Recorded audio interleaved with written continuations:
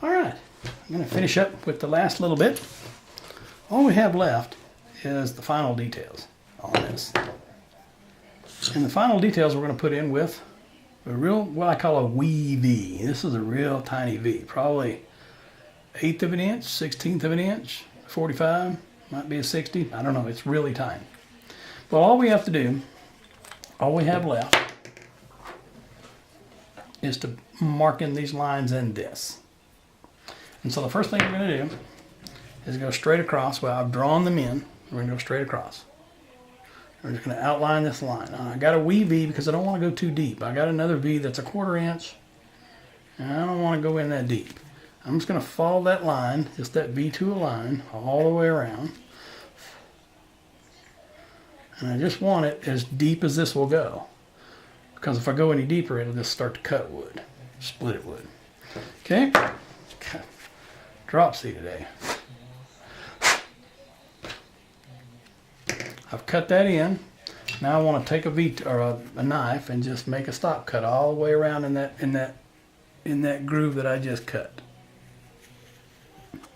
Once I do that, it'll allow me to come down to it and separate the upper part. I'm going to separate the parts that are coming down, the little stripes, so that I have that separation. Okay.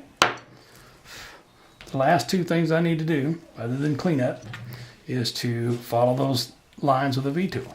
So I'm just going to go straight down. And this will help me paint when I'm ready to paint them. I'm trying to stay out of the top of the hat, but if I have to, I have to. Okay, I'll take a minute to just V-tool all those lines in.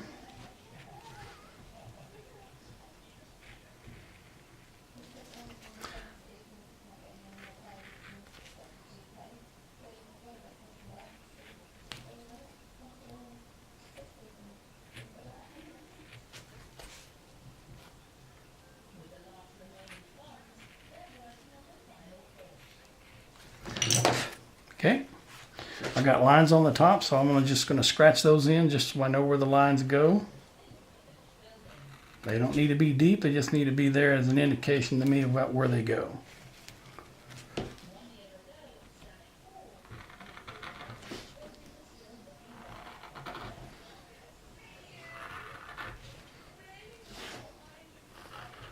Sorry if I'm off the screen, I forget where I'm at.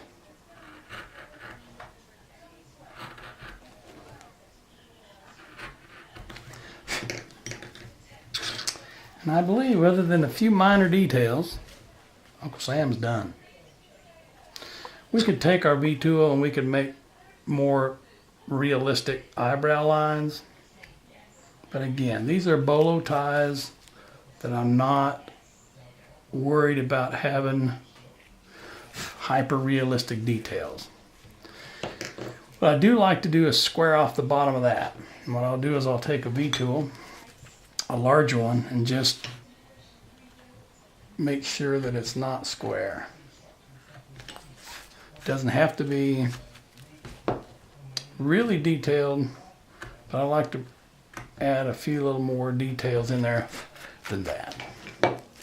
One of the things I do when I'm done, before I'm done with the final details, I'll take a little brush like this, a little plumbing brush or stiff brush, and just rub it. You're just trying to take care of everything you can take care of before you get to adding any more other details. It's not much, but they're stiff enough, kind of like a bristle brush, to remove some of the things that just kind of get in the way. Once I do that, I know there's a lot of little cut marks like these, little scratches marks, that I'm going to go back and I'm going to do on my own time. I don't want you to sit here and watch me do that. That's probably going to be as boring as watching corn grow. But we'll get started on that, and you should play around with yours, find out all those little places where you need to take care of the details. And next time we do a video on this, we're going to paint them, and I'll show you what I do to paint. It's not fancy, and it's not real complicated. It's just a matter of making sure you're not ruining your carbon when you do paint, because sometimes I've done that. I've taken a good carving, or at least a halfway decent carving, and really mucked it up by putting paint where paint don't belong, or having the eyes go two different ways, or any number of stupid mistakes that I've made over the years. And hopefully you can learn from my mistakes. And like we said earlier, you don't have to learn that lesson by carrying the cat by the tail. You'll learn that by listening to somebody else, and they'll be able to help you get to where you need to go in your carving a little bit quicker than maybe some of us have. I can tell you, I would have loved to have started this a lot earlier than I did. I've been carving around a Boy Scout campfire, and I played around with the wood and a tool when I was a kid, but none of it was really serious carving. It was all just kind of playing around and goofing off and seeing what you can get away with. Since I started doing serious carving and took a class from a guy named Cleve Taylor, some of you may know him, I have really enjoyed the carving that I've done. I really enjoyed what I've learned. But it's been one of those journeys where you just I can't get enough of it.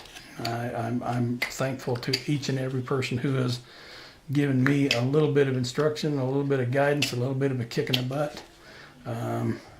Sometimes that guidance wasn't very nice because I didn't do a good job, and they told me about it. But you have to take the good criticism with the bad, and that's just the way it is if you want to improve. But anyway, I think Uncle Sam, I'm going to get this little piece of snot out of his nose that I left in there. I think Uncle Sam, having dropsy today. Can't do this without dropping everything. There he is. Now I'll go out in the garage and clean him up with a little bristle pad that I use. It takes care of some of the highlights and some of the stuff that I don't want to sit here and piddle, play, and putter with. But anyway, he's done, and we're going to move on to painting him in the next video or two. So talk to you later.